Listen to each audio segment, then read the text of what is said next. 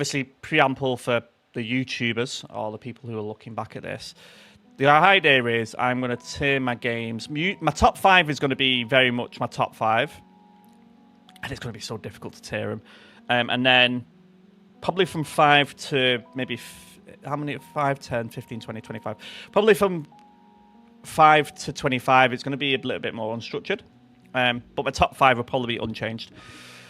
Just because it's my top 5 and it's like, these have a lot of meanings. And I'll provide a bit of description why is that the case. Some of them probably don't require too much description. Some of them probably do. So, with the little bit of an intro in the cards, let's kick off with what do I say my best game of all time is? Oh my god. Probably one of my best games of all time. I might be able to tier my top 5 properly. So I'm gonna put in my top 5 and then I'm gonna tier them. So Age of Empires is one of them for me. I'm just gonna put this one. This covers the whole series. So this is the first game I think I ever played when I was really, really young. Christ, a very, very long time ago. And it kind of I fell in love with the genre, the idea of controlling units, building, and kind of stuff like that. I was awful. Like, I'm not even going to try and sugarcoat it. I was awful. I was a kid at the end of the day. But ultimately, for me, the whole experience encompassed gaming. It's the idea, it's kind of detachment from reality kind of idea. And I didn't think games could ever get to that point. And the idea of kind of building an army and controlling a civilization. I think my favourite civilization was the Greeks, because I love that kind of time genre and history and stuff. And then the Romans came around, and the Egyptians and stuff like that. So Age of Empires got me into gaming. And even to this day, yes, people are much better at the game. Professionals are out there. The whole micromanagement of civilizations is just so extreme. I'd sometimes watch it on YouTube. I'm like, wow, this game has surpassed anywhere that I thought I ever would be. But it's just a nice, casual, friendly game to get into. And it just resonates so much to me. So the first game on the top 5 list is Age of Empires. I don't know if it's going to stay number 1 for good reason for the ones coming up, but yeah, that's got to be in my top 5 just because of how much it means to me. It got me into gaming. Next on the list, no particular surprise, Doom. Oh, not Doom 2. I want to kind of encompass all of them. Let's do that one. Right, so if you're an old school gamer, I think Doom changed the whole landscape for me. Before that, it was like Tetris and kind of platformers, and Doom was the first game you actually felt like you was a person. Yes, the graphics were awful, but back then, graphics, like, you didn't even know what the art of possible was. And Doom was the first one where you could move around, and it was 3D to an extent. You can move around the map, you can explore, there's difficulty. And I remember when I played it for the first time, I must have been at like 5 or 6, Christ. And the idea of some of the actual mobs at the time were scary. I remember the massive spider, I can't remember the name of it now, petrified me with its miniguns, or you had the end boss and all. Oh god, yeah, now I'm reminiscing. So Doom is just because it got me into the FPS scene. I didn't think games could even remotely get possible to that point. So, you can probably see the first 2 on this list revolutionized gaming for me. It got me into the concept of a video game and what it could do. So, yeah, Doom 1, Doom 2, it probably would be the original Doom for me, would be the top spot. I'm just going to encompass those in totality for me. Yeah, wow, Doom. What a classic. Oh, man, this is going to be challenging. Goes without saying. What was my favourite? I'm going to put all GTA in one, but my favourite was probably Vice. Similar to the first 2. I can't remember a time since where even now when I hear some of the tunes on the radio from the GTA Vice City times of like automatically going GTA. I remember being in the car, driving around Miami or Vice, whatever, and just feeling like, holy shit, I feel like I'm in this world. I feel like a part of it. The missions were so brilliant. It was immersive. Everything about it, GTA. I played some of the originals. I must say, like GTA 1 and 2, although they were cool, I couldn't get into. There wasn't really much of a plot. It just felt like you was driving around and just killing cops. But when I think it was, which one was it? I'm trying to see which one. It wasn't one of the latest. It wasn't 5. Was it GTA 3? Might have been GTA 3 because it came out with a sequence of a Liberty City one. If you're familiar to that, Liberty City, I was like, wow, being part of the mob, doing all the crests. But Vice City for me was the pinnacle of it. Super excited for GTA 6. I think that will blow up the whole sphere of gaming, if I'm honest. But yeah, GTA, that could be number 1. But yeah, it's on my top 5 anyway. I know we'll be structured in a second. Oh, next up on my list. Oh, I have to do it, even though now I kind of detest a game. But I probably invested the most time in this game out of all of them that will ever be on this list. I spent so much of my teens in this goddamn game. And the reason what appealed to me, and it's probably good that I discovered this game over like the likes of RuneScape, because that would have been like on this list. It was just a coincidence that this was the first MMO that I got introduced to. And the idea of going around in a character and seeing other people around the world and interacting and joining guilds and advancing your character to a certain point where you felt like an absolute boss, and you could go back through dungeons that you struggled through in the past and reminisce and all that kind of stuff. That was super huge. I think the biggest moments for me is, so I grinded out rank 14 in vanilla. If you've ever done World of Warcraft vanilla, you understand how painful that experience was. But couple of reasons why I did that. One is I had a real core group of PvPers at the time, and it just felt like a unit, and we could just grind out games, and we felt elite. We felt like the elite players of the server. And also, at the time, I didn't really have anything else invested. I was in college and stuff, but I didn't really have any time to burn into. And it was just an easy out. So there's lots of things about World of Warcraft, particular vanilla and TBC were my favourites when it comes to that. I quit around just after Wrath, when I think I got rank 1 on my server, or my realm, or whatever we called it back then. I did all the not the mythic, it was that's when Heroic came out, and lots of achievements. I got Immortal in the new remade Naxxramas. I was grinding out lots of achievements, so I was doing top tier PvE content, PvP arena and stuff like that.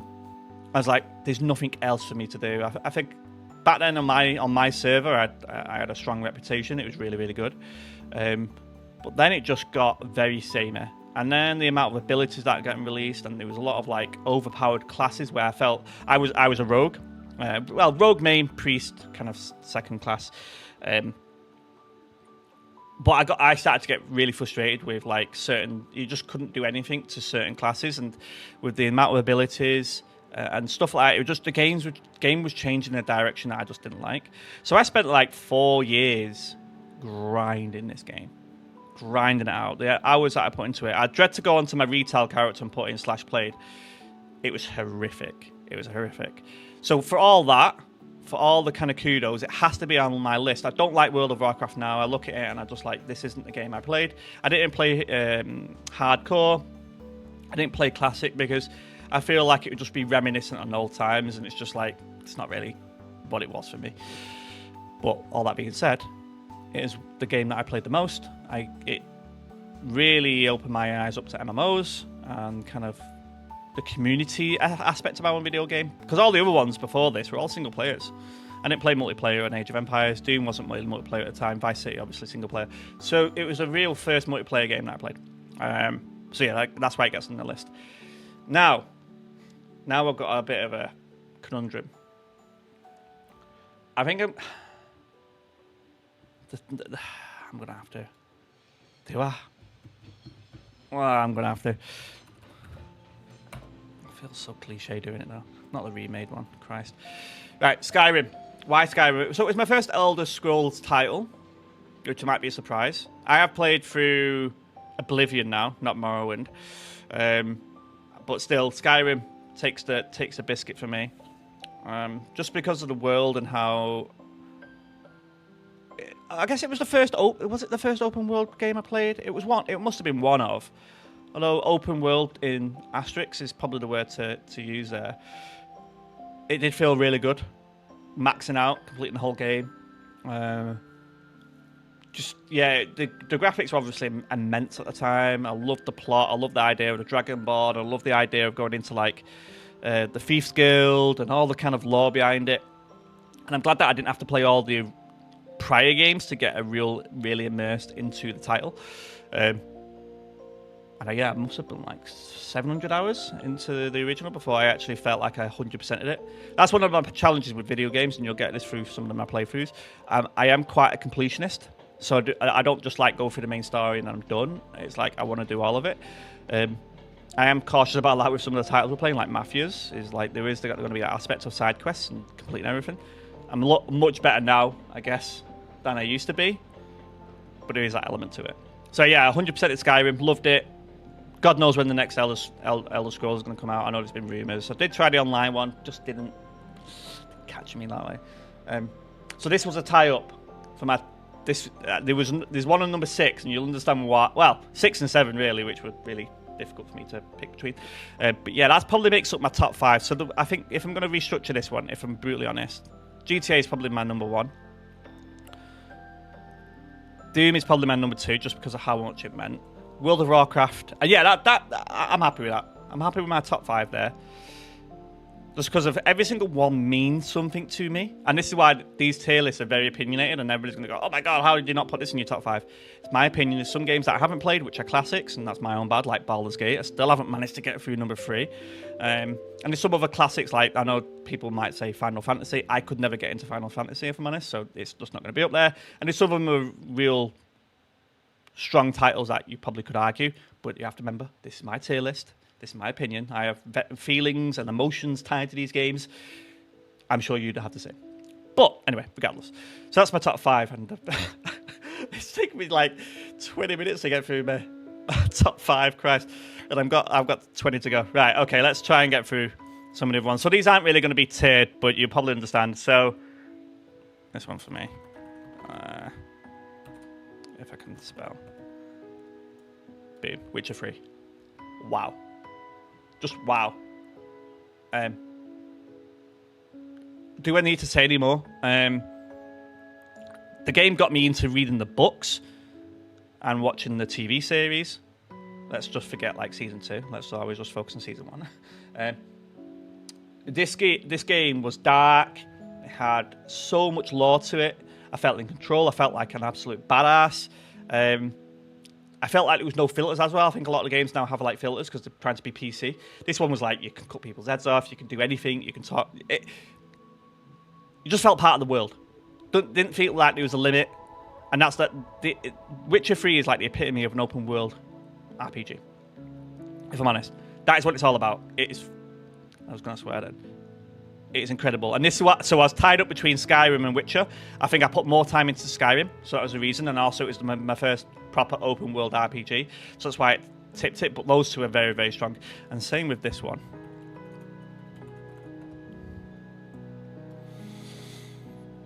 So I didn't really like that, like the Dark Souls titles. Maybe because I'm crap at video games. I don't know. Probably that. But I think the atmosphere and the kind of story behind Elden Ring, and obviously a lot of the streamers and YouTubers that I watch played it, I'm like, do I just give it a go? I know I might not like the mechanics, I might not know how it flows. I think in about 5 hours into it, I remember the first scene where you get through the first castle after beating, is it Margot? It might be. One with the flame arm, god damn it. And you get through there and you see out into the world, and you see like the wizards, the magical castle. Oh my god, my naming conventions. I'm terrible with remembering things like that. But when you look out and you can see the whole world, it just blew me away. And then the music in the game was so immersive. I like the way you could kind of either go melee, combat, roguelike. Just everything about it. I was like, I was so wrong about these titles. It was really difficult for me because I've never played these titles before. So the idea of parrying and dodging at the right time, picking your right moments to attack instead of other games where you could just like batter your way through it. So the other titles I just mentioned. So there's a lot more tactics to the gameplay. But that changed my whole idea of that kind of genre. So yeah, Elden Ring had to be in there. And I remember when I completed the game and going, oh god, now I've completed it. I wish I could play through it again, but it'll never be the same. That's so similar to like Skyrim and Witcher. Is I would love to play through those games as like a kind of a newbie, I guess, because that would be incredible. That would be incredible for me. And yeah, just the whole thing about that is just, what can I say? Elden Ring, loved it. Oh, next title. Oh, thank you for the follow, man. Yeah, I'll take you a look out in a bit. What's the next on the list? Oh, okay, right. I got another one here. Got another one. Which one? Battlefield, Bad Front or Bad Company? Yes. Right. Okay. So I played this game with a mate of mine, and there's distinct memories in this game of just flying a helicopter and just absolutely running havoc through the whole kind of lobby. I loved Battlefields, particularly back then. Like I transitioned from Bad Company into Battlefield 3. I played a lot of those games. I'm not usually much of an FPS person, if I'm honest. Like I know there's other genres out there, Call of Duty and stuff, which I'll go on to in a bit. So I wasn't much of an FPS person. But Battlefield convinced me that actually that's the kind of game I want. I much prefer the Battlefields of Levolution, and it feels like the battlefield is changing instead of just run and gun. I don't like the run and gun style, so that's why I could never get into kind of Call of Duty Warzone and stuff like that, because that's just not me. I don't like that whole idea of just rushing through content. So yeah, Battlefield for me, Bad Company was my favorite probably out of the list, but Battlefield 3 was close, so I've just kind of merged those two into one. The new Battlefield is looking good. The last two titles have been a huge disappointment for me overall, because it's just, I feel like they've gone back on their vision of how... I feel like Battlefield tried to get closer to what Call of Duty was instead of trying to have two distinct lanes of what they did. And I feel like Call of Duty just does it better. If I'm honest, Call of Duty just does it better. So Battlefield, go back to your roots of squad-based combat, Levolution, changing the battlefield. Although, like I said, Battlefield 3 was just immense because you could just go down a back street with a tank, and it just felt like you... Like, I remember when... what was it? Was it Rush? I think it might have been Rush. Just the idea of like two forces battling with each other, and just through tactics and kind of flanking and stuff, you could beat them. Anyway, Battlefield, stick to what you're good at, man. Don't go the Call of Duty route. Christ. Right, what's next on my list? Oh, okay. If you've been watching my channel for a while, you'll know this. City Skylines.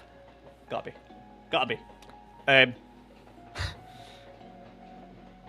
You know I love this game if you've watched my channel for a while.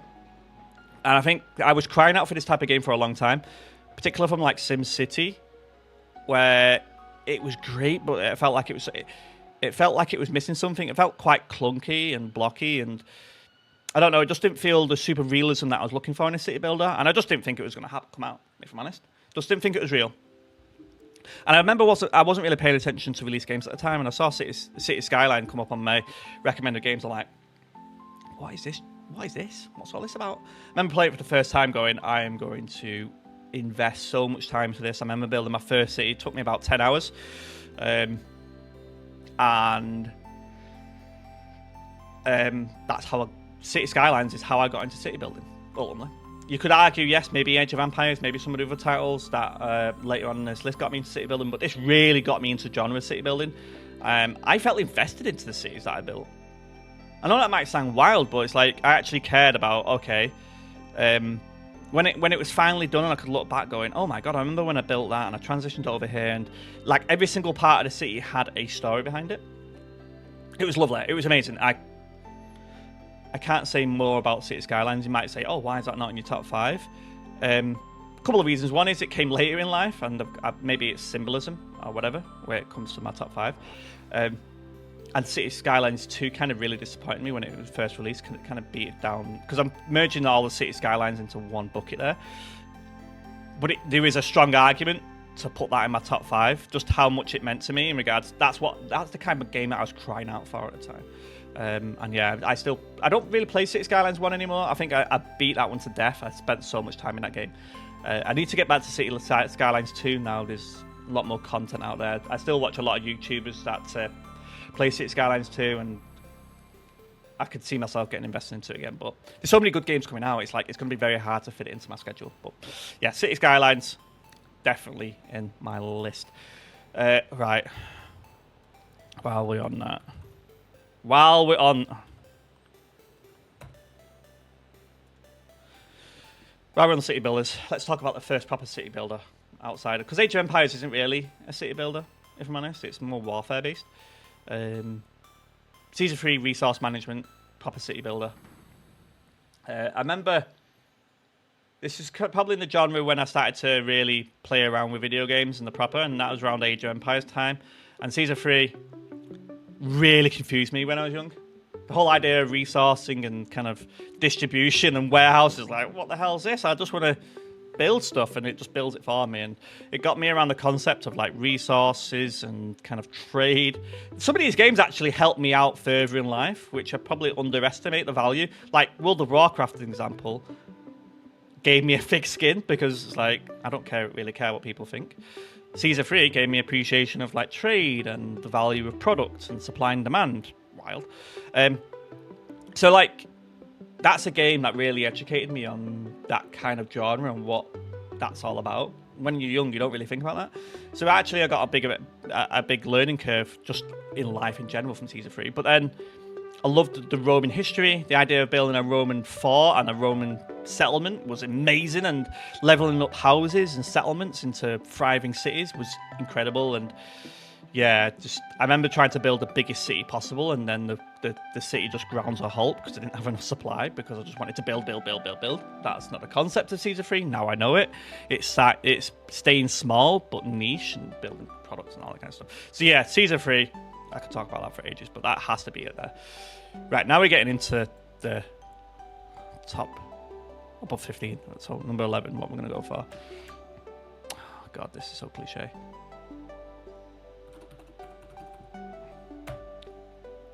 Starcraft for me. I was going to put Starcraft 1, but Starcraft 2 probably means more to me, just because of the advanced graphics and the general plot and everything around it. But Starcraft 1, Starcraft 2 can be in the same bucket for me.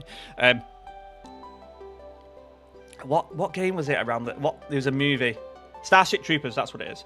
So I watched Starship Troopers. I'm like, I'd really love to play a game like Starship Troopers where you are humanity on a planet fighting the aliens, being a badass. I was also massively into like Warhammer 40k. I did a lot of the painting for it, but it wasn't really a game out there. And this was it. This was the game that I was looking for. Going, I feel like a human fighting against the aliens and battling through it with machine guns and mechanical tanks and stuff like that. It was amazing. So StarCraft 1 really was like, oh my God, I've been crying out for this game. But after a while, the graphics got a bit dated. There wasn't loads to it at the time, unless you wanted to go into the pro scene, which I had no real intention to do so. And then StarCraft 2 came around and just blew everything out of the water.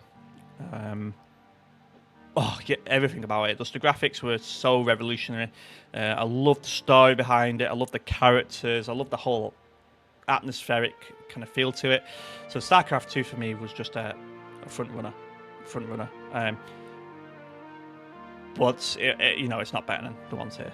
So I break this into this. It's not a tier 1. It's not a tier 2. It's a tier 3 game for me. But I loved it.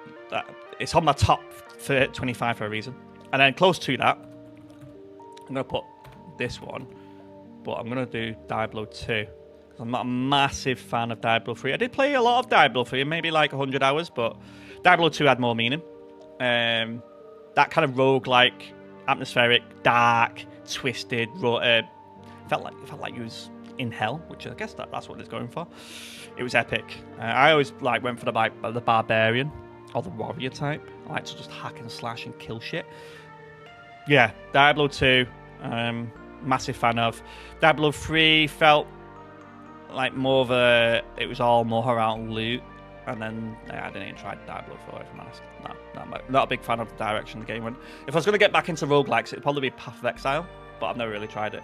I think that the whole system's confused me and scares me a bit. So, but maybe I should do. Maybe I should give it a go. Never say never. But yeah, Diablo 2, definitely on my list. I'm going to have to do it, just because if I don't put it on there, I feel like I'm kind of doing myself a disjustice when it comes to how much time I spent in certain games. So Minecraft, it's like, oh my god, it's a cliche, I'm a bloody 14 again. But the reason why Minecraft is cool, it's just the creative side of it, building shit, and letting your creative juices just flow into a game. So I remember building settlements and protecting my house, I guess my overall area that I built from the invading forces, and the idea of going deep into caves and exploring stuff. And the game's significantly advanced. I went on it maybe 2 weeks ago, and it's like, what is this game now? Like, there's so many new additions to it. But back then, yeah, Minecraft for me, the only limitation of this game is your own creativity, I'd say. Which I love the idea of. It's a sandbox. That's the whole idea about it. I know it's really cliche because you got like, oh, you're a Minecraft YouTuber. No, I'm not uploaded any Minecraft for a reason. But Minecraft has to be on my list because I have spent a lot of time into it. It's just a casual friendly game as well. It's like, there isn't like loads of complexity to the game. Yes, there can be if you start investing into kind of more crazy stuff and modding and stuff like that. But yeah, overall, it's just a casual friendly game. If you just want to play a video game for a bit because you got a bit of creative juices out there, Minecraft is definitely on my list for that.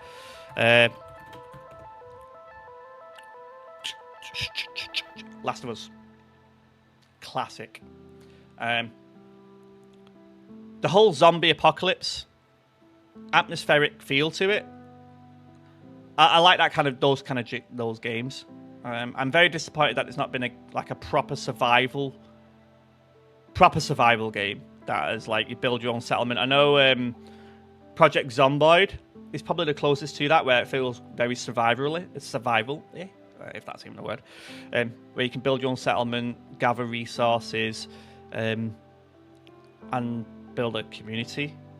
I feel like that's missing in the context of like in the style of an RPG, because that'd be amazing. I would buy that game in a heartbeat, but there's nothing out there, which is a shame. I know there's been a few attempts to do that, but nothing really hits the mark. I know you could argue DayZ, but really it's player v player, and the zombies are just like a byproduct.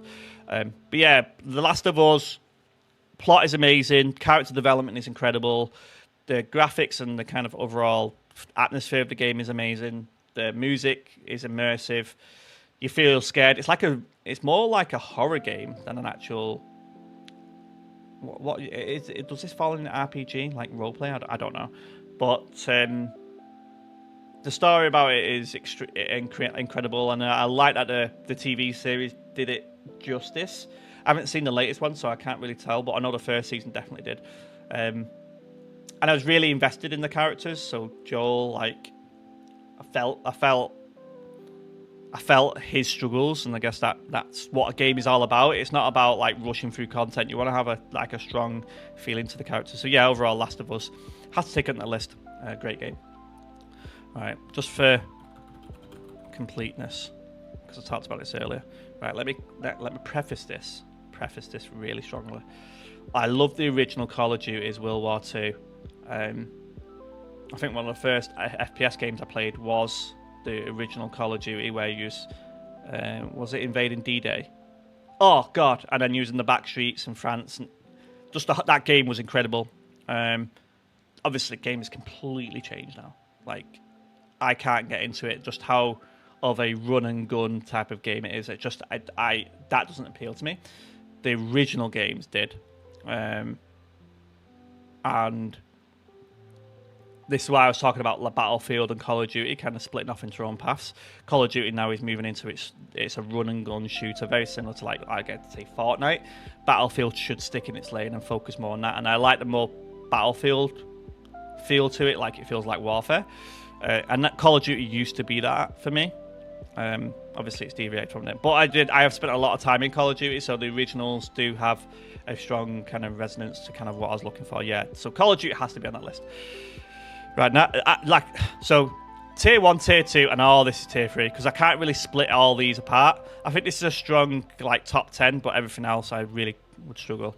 But this one, where is it? New Vegas. I'm just going to use this one, but because it's got New Vegas in the title, I think. Oh well, I'm just going to go with that, but I'm going to talk about New Vegas. New Vegas, and I actually quite liked Fallout 4 for its problems, because like the general feel to the game was pretty cool. But I'm going to put all of Fallout into that one category.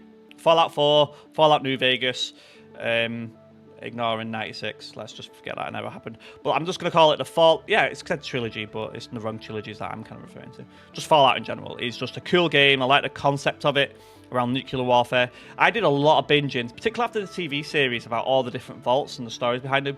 So warped. If you've never done that, do that. But I like the lore and the kind of story behind Fallout. Feels really cool going for a barren wasteland and kind of doing the missions. That's why I like Fallout 4 does have it. But New Vegas for me, you're so invested in the character. I think I spent like maybe 100 hours in New Vegas. I'm probably about the same in Fallout 4 as well. Just those games in general mean a lot to me. So Fallout has to be on this list. I'm trying to get through this as quickly as possible because otherwise I'm going to spend an hour talking about these games. Right, what's the next one? For my sins, guys. For my sins. The Sims.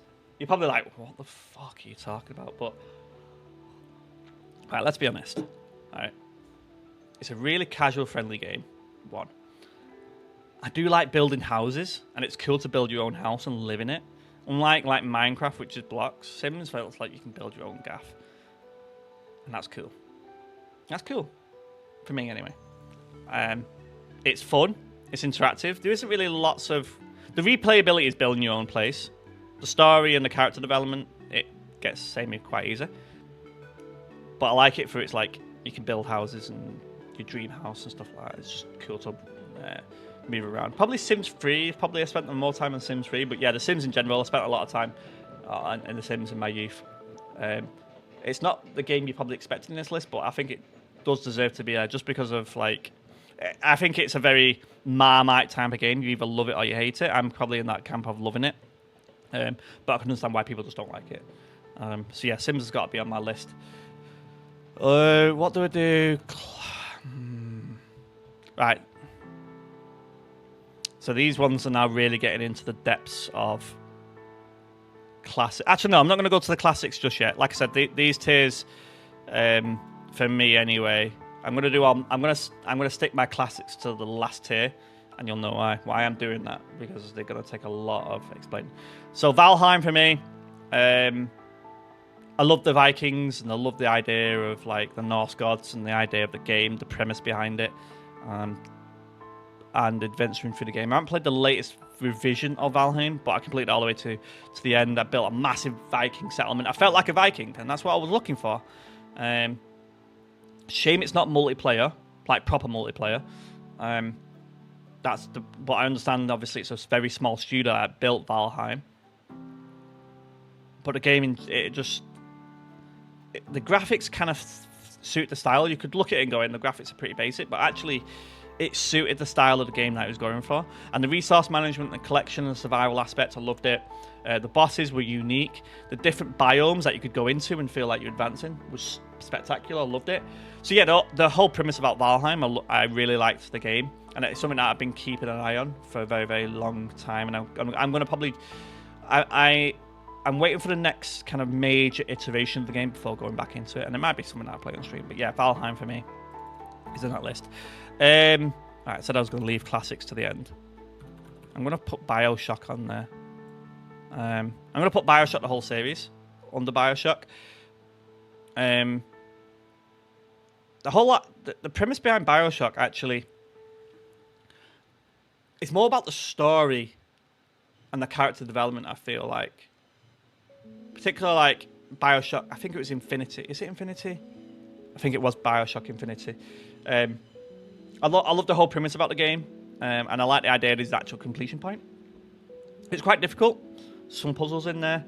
The level of kind of complexity and development of that. I'm trying to remember back to Infinity, because that's probably the most recent one I played. the twins and the kind of, was it the American Eagle? Oh, you're testing me now. I think that sounds about right to me.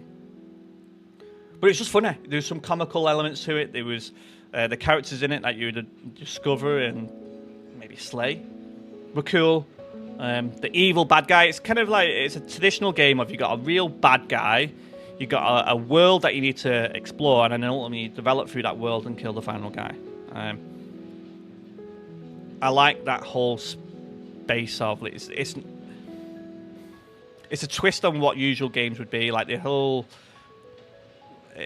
That's why I'm focused on Bioshock Infinity, because it's like it's America, but it's not. It's set in a futuristic element, and you got this real bad guy who's also an eagle that flies around, and the scary kind of music and the screams when he's flying around. I'm having snapshots of the game. It's like I said, it's been a while, but yeah, Bioshock for me. When I saw it on the list of games that I feel like meant more to me, I could play through that game again now probably and really enjoy it. What's next? Oh, Divinity Sin. And this is probably going to be a shame because Baldur's Gate should be on that list, but I haven't played through it yet. But I feel like Divinity Sin would probably get replaced by Baldur's Gate 3 and be high up on that list if that's the case, but I've just not got around to it. Yes, it's a turn-based, but so I played through Divinity Sin with a friend of mine, and we absolutely loved it. There was actually a lot of comical scenarios going through it, and the character development and the selection of characters and stuff like that. It was less about the combat, it was more about the story, and the story we created within the world itself. That made it hilarious to me. And that's why I feel like Baldur's Gate 3 would be top tier above that, because obviously there's a lot more depth and character building within there. But yeah, Divinity Sin, one, I'm not a massive fan of turn-based, and that might surprise you with maybe some of the games I'm going to play on the channel.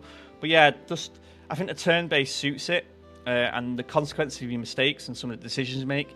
It's like a decision-based game, which is wild to me. But yeah, Divinity Sin 2, for me, possibly going to get replaced in the future once I finally get around to playing Baldur's Gate. Right, so now let's go to the classics. So these classics had to be on the list for lots of reasons. One, it's a classic, and two, like it. I remember playing through it. A lot of what I've realised is a lot of games that are on this list when I played when I was young, and not the most recent one. I think gaming back then meant more to me than it does now. I think I'm craving out for those new games, and that's why I'm quite impressed with like Mafia 1 and kind of disappointed I didn't play through it originally. And I'm hopeful that games now getting released have that kind of same feel and vibe, but it's going to be really hard to create. But yeah, like Duke Nukem is a prime example. So that was like a transition from Doom for me. And when I said, what game was it where it said it had zero filter? Oh god, I can't remember now. Witcher 3. So it had like no filter. Now Duke Nukem is the epitome of like zero fucks given. It's just going to be really vulgar. It's quite sexist. There's lots of things in that game where you just laugh going, this game could never get released nowadays because it would just have too much controversy. But you didn't really play it for that. You just felt like a badass running around killing people. And it was just cool. It was just a cool game. Nice, like, it was just yeah. You just felt like a badass. And when you're like 8 or 9 years old, come on, that's kind of what you're looking up to. Probably not the best game to look up to, really, because like, but there's lots of like lines in Duke Nukem that I still remember to this day, and it's just yeah. I would be interested to see how that game would do now, but I could never play it on stream because I'd just get banned. Yeah, 100%. Right.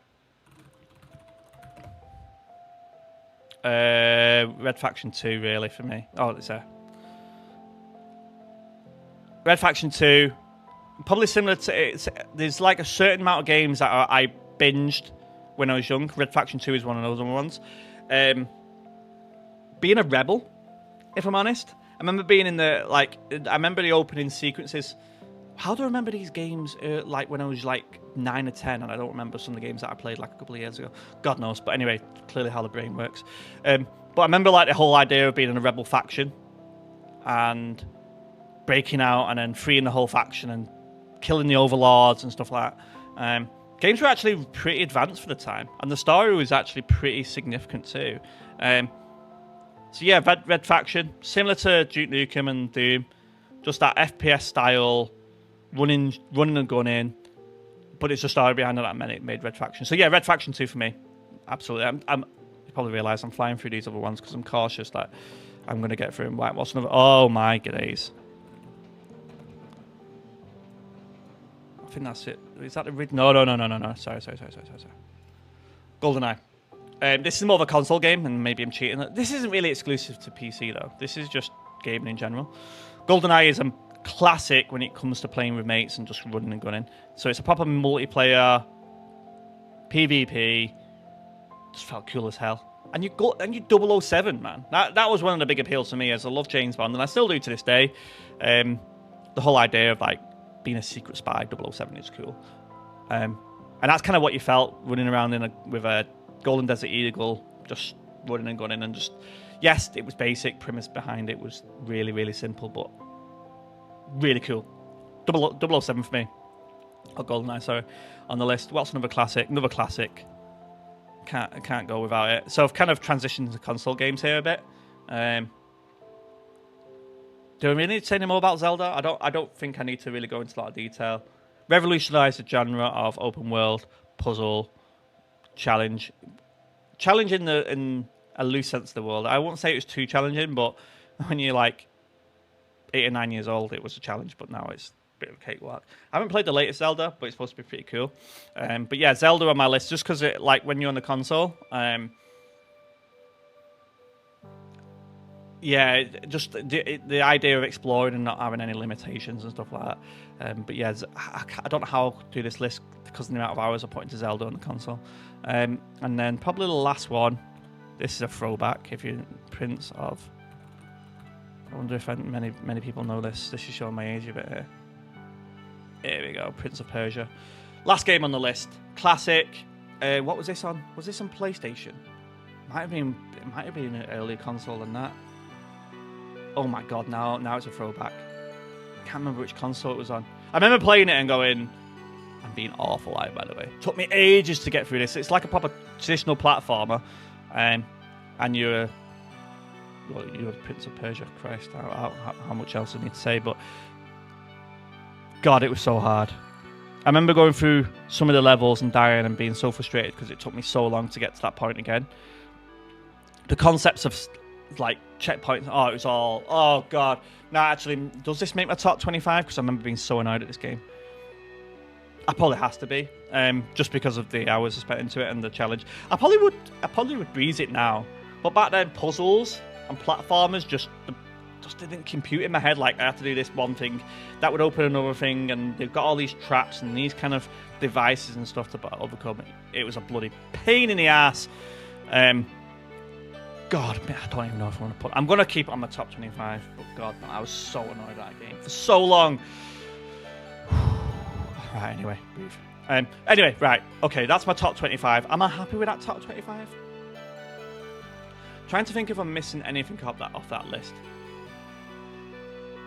Some games that I could argue could be on there, like FIFA, because I like playing with friends and stuff, but I think I'm pretty happy with that list, just in regards to how it made me feel when I was playing through it. A lot of them are single-player games, just because the whole idea is you want to have some downtime. Maybe you're at a stressful day and it's like you just want to put on the console or PC and just play through it. And a lot of these games on that list have meant that to me.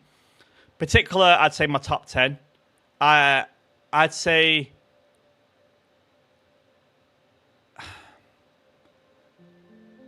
if gaming disappeared, as an example, and somebody said to you, could you recreate 10 games that you could play through again, it would be my top 20, the top 10 there.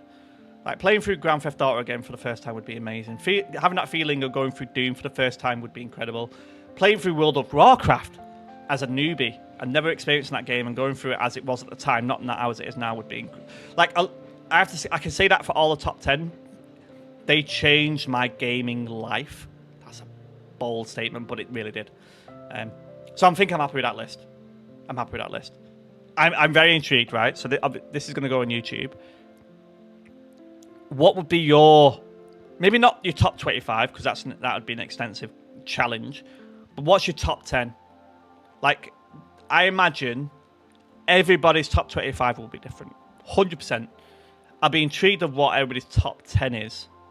And I know there's some games in the top 10 that would radically change based on the person you're speaking to, but I would please let me know what your top 10 is. I'm just very intrigued what everybody's top 10 games are of all time. So that's my top 25 games of all time, based on my opinion, right now, as of the date of the 7th of July, 2025. Wonder if that will change. It should change, I'd hope. Maybe GTA 6 will blow it out the water, but GTA's already got a top spot, so don't be selfish, GTA. Come on, give everybody else a chance.